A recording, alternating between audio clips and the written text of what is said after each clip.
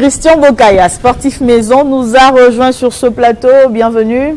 Merci, bonsoir Grace. Toujours un plaisir vous. De parler sport. On va parler sport. De partager autour de notre passion commune.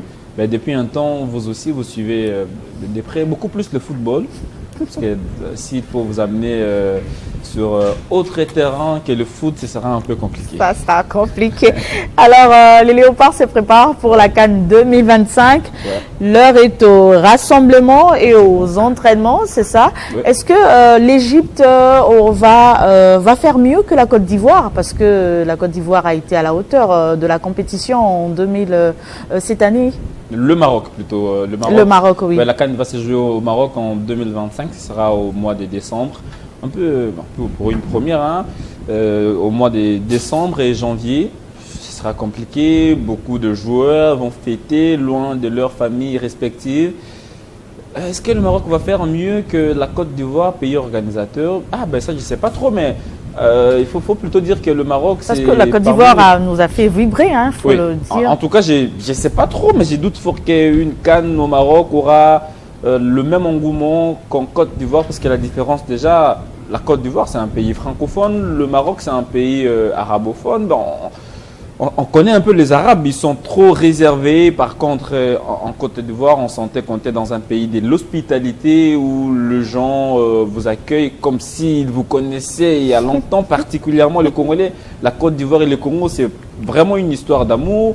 Partout où vous passez, vous entendez des chansons de musiciens congolais. Si on se sent à la maison. Effectivement, quand on vous voit arborer les maillots de l'équipe nationale, Congolais. D'ailleurs, le jour de notre match contre la Côte d'Ivoire, ça me rappelle encore, pendant qu'on s'est rendu au stade des Bimpé, à Alassane Ouattara, il y a des Ivoiriens qui nous ont dit, voilà, on sera là, le Congo et la Côte d'Ivoire, c'est une famille. L'équipe qui va gagner, si c'est le Congo qui gagne, nous on va applaudir. Bref, c'était un peu cette ambiance-là. Mais je doute fort que ce sera la même ambiance au Maroc. Bon, attendons voir. L'Afrique du Nord a un peu son comportement. Ça, je l'ai dit, ça n'engage que moi. Le pays qui, à ce stade, peut relever ces défis de l'organisation, je pense que c'est le Congo. Le jour où le Congo va organiser la CAN, je vous dis que ce sera fantastique en termes de culture, parce que la CAN c'est aussi ça, c'est au-delà des aspects sportifs ou footballistiques, parce qu'il y a le côté tourisme, il y a le côté culturel. Bref, le Congo en tout cas, parce qu'on l'a fait avec la francophonie, rappelez-vous, le malgache, toutes les délégations francophones qui étaient à Kinshasa au mois de juillet et août 2023 ne se sont pas sentis abandonnés, isolés, ils se sont plutôt sentis aimés. Bref, pour répondre à votre question, je pense que la CAN au Maroc n'aura pas le même engouement qu'en Côte d'Ivoire. Alors, Christian Bokaya, c'est quoi l'enjeu majeur du match de vendredi de la RDC contre la Guinée?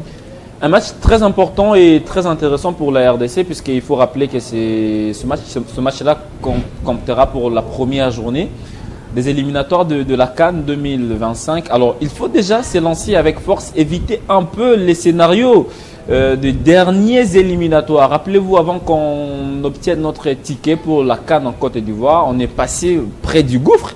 On a mal entamé les éliminatoires avec une défaite à domicile contre les Gabon, une défaite en déplacement contre les Soudans. Heureusement que Sébastien était venu. Lors de la troisième journée, on a pu déliner un tout petit peu de la tête. C'était contre la Mauritanie. Je m'en souviens encore à Lubumbashi, 3-1. C'est alors qu'on a pu se réveiller. Alors cette fois-ci, on devrait éviter un peu cela, c'est-à-dire mal démarrer les éliminatoires pour essayer de se racheter vers la fin. Il faudrait qu'on commence avec pompe, c'est-à-dire prendre déjà les 3 premiers points dès l'entrée, parce que dans ce groupe-là, ce n'est pas un groupe très relevé, mais c'est un groupe piège.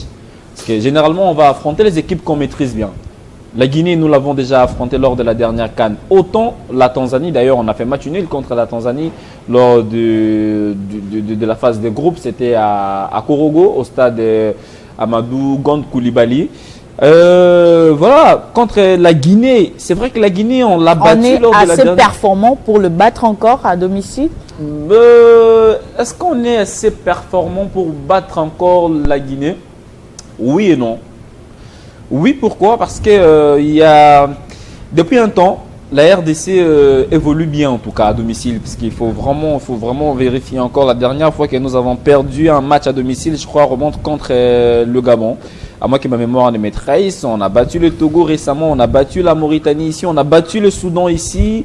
On a fait pas mal de résultats positifs déjà à domicile avec Sébastien Desabre. Et briser directement cet élan, à mon avis, ce sera un peu compliqué. Non, parce qu'il y a aussi un bilan mi-figue, mi-raisin depuis qu'on a joué les derniers matchs contre le Togo, bien que ce match-là comptait pour les éliminatoires de la Coupe du Monde. Vous avez chancé, on va parler de certains joueurs cadres qui n'ont pas des compétitions dans le jambes. Chancel Mbemba, on sait un peu ce qui se passe entre lui et Marseille. Il n'a pas la compétition dans le jambes, déjà qu'il était écarté. Vous avez Simon Banza également, c'est vrai qu'il a débarqué à Trabzonspor en Turquie, mais il n'a pas démarré la saison avec Braga. Vous avez également, c'est vrai que Meshak Elia a commencé, mais il s'était blessé un peu avant de venir ici. Quel autre joueur? Il y a donc pas mal de joueurs congolais comme ça. Les cadres, vous avez dans les cages, j'allais dire, vous avez Dimitri Berthaud. C'est vrai qu'il a été titulaire lors des 2 premiers matchs des Léopards de la RDC, mais lors de la reprise du championnat, il a été 2e. C'est-à-dire laissé sur le banc. À peine Lionel Passin-Zao revient d'une blessure. Ce sont des points comme ça qui inquiètent un tout petit peu. Mais il y a aussi des points positifs, parce que vous avez SND qui débarque à Augsbourg en Allemagne. Déjà, il a été buteur avec son nouveau club. Vous avez Fiston Maël Kalala aussi, tout feu, tout flamme avec Pyramide FC. De ce côté-là, ça rassure un tout petit peu. Vous avez Touanzebe avec Ipswich. Il a la compétition dans le genre. Bon, à Sébastien Desabre de voir aussi, puisque tout va se dessiner pendant cette période de préparation. Il faut voir ce que ça va donner. Bref, c'est une ossature, voilà, cette homogénéité, la mayonnaise. Donc la Guinée a les armes solides pour renverser la RDC à domicile. Écoutez, la Guinée, avant que je ne parle de la Guinée, je voudrais finir un peu sur ce que je disais tantôt. C'est vrai qu'on s'est fait une idée, parce que généralement le dernier match que nous avons joué contre les Togo, c'était vers la fin déjà de la saison. Le joueur était presque sur le point d'aller en vacances. Lors de la reprise, ça veut dire qu'il n'y a pas grand-chose qui a changé. Parce qu'à peine la 3e journée dans différents championnats, disons les grands championnats européens. Alors, là déjà, Sébastien devra se faire une idée lors de cette préparation au stade de Martyr. Déjà, il s'est dit qui est en forme, qui n'est pas en forme, et il va essayer de voir. Alors, pour répondre à votre question, est-ce que la Guinée dispose des arguments solides pour renverser la RDC? Ce sera un match des titans. Déjà, il faut s'y attendre, parce que la Guinée, c'est une des belles équipes, une des équipes qui monte un tout petit peu en puissance depuis un temps sur les continents. Vous avez la Guinée, vous avez le Mali.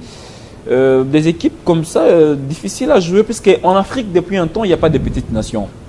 La Guinée, oui, la Guinée a des joueurs talentueux, actuellement portés par Guirassy, même si Guirassy n'est pas tout feu, tout flamme en sélection, comme on l'a vu lors de la dernière saison en club à Stuttgart.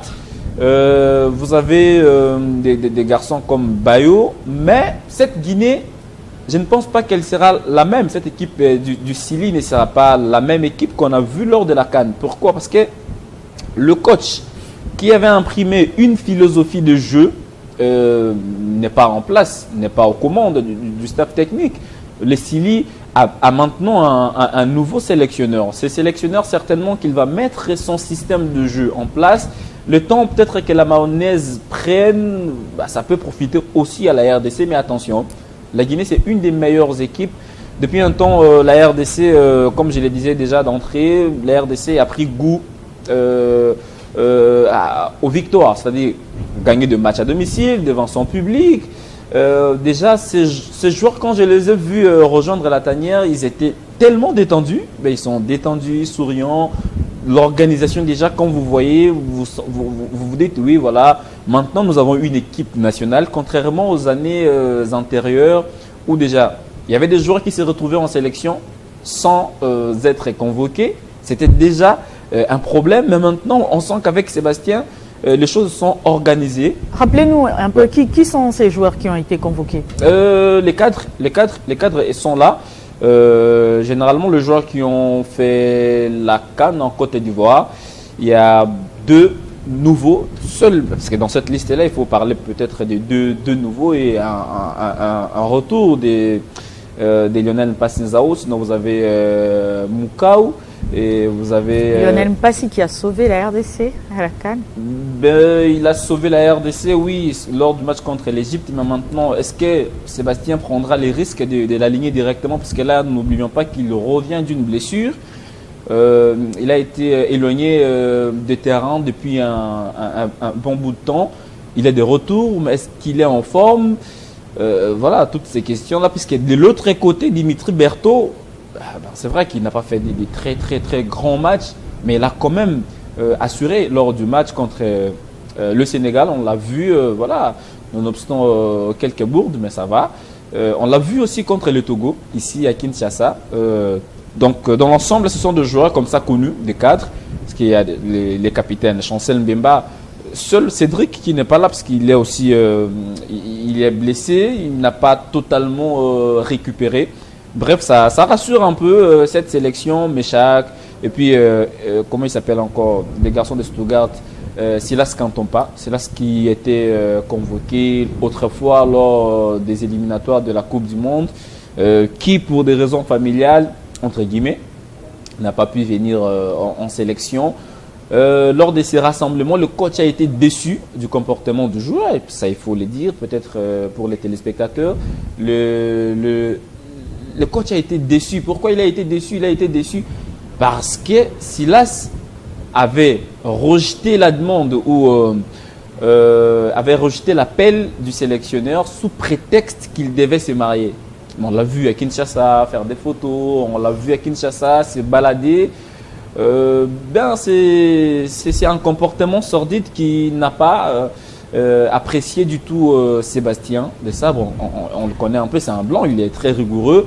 Bref, c'est cette ossature-là qui va nous aider à aller, bien évidemment, à la campagne déjà de ces éliminatoires de la CAN, parce que la RDC actuellement, sur l'échelle continentale, la RDC a un nom. Regarde ce que nous avons fait dernièrement à la Coupe d'Afrique des Nations en Côte d'Ivoire.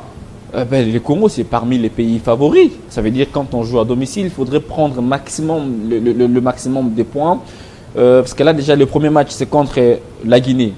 Le 9, les 6, et puis le 9, on va jouer un autre match contre l'Éthiopie. Déjà, imaginez que si nous avons 6 points, ce sera un peu facile avant d'aller jouer la double confrontation contre les Taifa Stars, parce que la Tanzanie va démarrer contre l'Éthiopie. Il est temps peut-être voilà, d'aller affronter la Tanzanie. Si déjà on a 6 points, je pense que ça pourrait nous permettre qu'à l'issue de la 4e journée… On est habitué au calcul, hein. C'est fatigant. On est habitué au calcul en RDC. Non, c'est vrai qu'on s'était habitué au calcul, mais je pense que comme les latinistes disent, au tempore, autre temps, au mores, ça veut dire mœurs. Autre temps, autre mœurs. Si à l'époque le Congo peinait encore à gagner des matchs à domicile, ce n'est pas le cas actuellement. J'ai parlé tantôt de l'organisation autour de l'équipe nationale avec Sébastien Desabre. On a senti quand même qu'il a réussi à amener un vent nouveau. Que ce soit dans l'organisation, que ce soit dans la façon de filmer, dans la façon de faire, il est discret et on sent qu'il n'y a pas de laisser aller. Il suffit juste de faire un tour à l'hôtel Hilton où les joueurs sont logés. Vous allez comprendre que même ces joueurs-là, à l'époque, si ces derniers recevaient des visites de leurs copines, ce n'est pas le cas actuellement. Parce qu'à l'époque, voilà, la tanière était entre guillemets transformée à un poulailler où tout le monde pouvait venir avec sa copine, même à la veille dans un match important. Mais depuis un temps, c'est pas le cas. Parce que ça me rappelle encore avant le match contre le Soudan. On est allé là-bas avec le ministre Kaboulou. Qui êtes-vous? Non, nous sommes journalistes, nous sommes là pour accompagner les ministres. On nous a dit non. Seul le ministre va entrer, peut-être son secrétaire, plutôt son directeur des cabinets. Et puis les autres, Sébastien a tenu à donner l'ordre pour que voilà, qu'il n'y ait pas encombrement à l'intérieur. C'est bien quand ça profite à la RDC. Je pense que si en 2015, bon, en fait en 2015 un peu on a essayé de faire quelque chose, mais après ben, c'était clopin. Maintenant je pense que voilà, le Congo est sur un sentier très prometteur. Christian Mokaya, pour ce match le vendredi, quid de la billetterie? Alors ça c'est une question importante. Parce que les téléspectateurs, partout où nous passons, on nous pose des questions, mais apparemment ne sont pas trop la campagne autour de la vente des billets. Vous allez nous emmener les billets, c'est sûr, Christian Mokaya? Bon, moi je ne suis pas vendeur de billets déjà. Pour accéder au stade, il faut dire que moi, Christian Mokaya, j'ai un badge, parce que j'avais déposé ma demande d'accréditation. Enfin, ça aussi, c'est à la FECOFA d'apprécier. Mais je crois que je serai parmi les journalistes qui seront retenus pour couvrir ce match-là ou pour suivre le match à la tribune de presse et travailler. Alors, il se trame quand même quelque chose de pas plausible.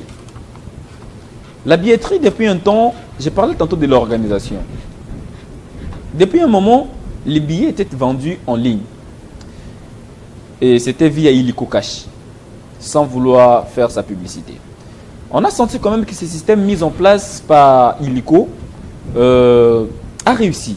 Ça veut dire que les gens s'est procuré les billets sans se bousculer, comme c'était le cas. Et voilà, ça permet à beaucoup de Congolais de revenir au stade. Ça veut dire, on sait qu'on achète un billet de la tribune centrale, de la tribune latérale, de la tribune B, la tribune d'honneur étant réservée aux autorités. Généralement, ça ne posait pas assez de problèmes. Mais depuis un temps, on sent qu'on a écarté Illico Cash dans la vente des billets. Ça commence à inquiéter. Nous sommes pratiquement à 2 jours, parce que demain déjà c'est mercredi. Mercredi, jeudi, vendredi. On n'entend pas parler de la vente des billets. Ce qui fait la force des léopards à domicile, c'est aussi le public. Quand vous avez un public magnifique, un public qui chante pour vous du début jusqu'à la fin, ça vous pousse à bien jouer et ça vous pousse à la victoire. Mais pourquoi vouloir écarter Illico Cash alors qu'autrefois, on a vu des scènes ignobles? Revenons lors du match contre le Soudan. On a vu qu'il y avait débordement. Pourquoi? Parce que les billets vendus par Illico Cash, il y avait de l'autre côté la DGRK qui avait imprimé aussi ces billets. Donc il y avait surnombre au stade par rapport aux places requises. Du coup, le commissaire au match, rappelez-vous même, parce que moi j'étais au stade ces jours-là, le match a commencé avec un léger retard. Pourquoi? Parce que le commissaire au match avait demandé qu'on fasse des décharges. Ça veut dire, si incident il y a, que cela soit sur les épaules des organisateurs et non sur le commissaire au match ou l'organisateur. Ici, je vais parler de la CAF.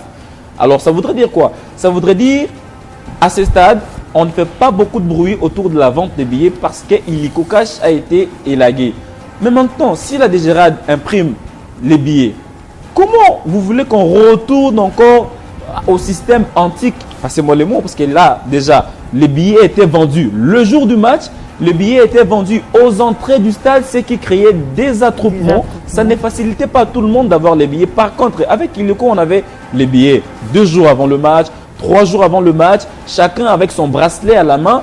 Une fois au stade, il brandit son bracelet, il entre et c'était facile. Bref, jusque-là, le comité d'organisation de ce match-là ne communique pas trop et du coup, la population est un tout petit peu perdue. Mais on espère que d'ici demain, les choses seront améliorées pour que les paisibles citoyens puissent se rendre au stade. Puisque là, je rappelle que le match contre la Guinée, c'est ce vendredi à 17 h et nous devons être là, nous Congolais, pousser ces léopards à la victoire. Christian Mokaya, merci d'avoir répondu à notre invitation. C'est toujours un plaisir de partager ce plateau avec vous. Le plaisir est partagé, grâce. Merci de votre attention soutenue. Ne nous quittez pas. Tout à l'heure, vous allez suivre la grande édition du journal avec Nathalie Yoko.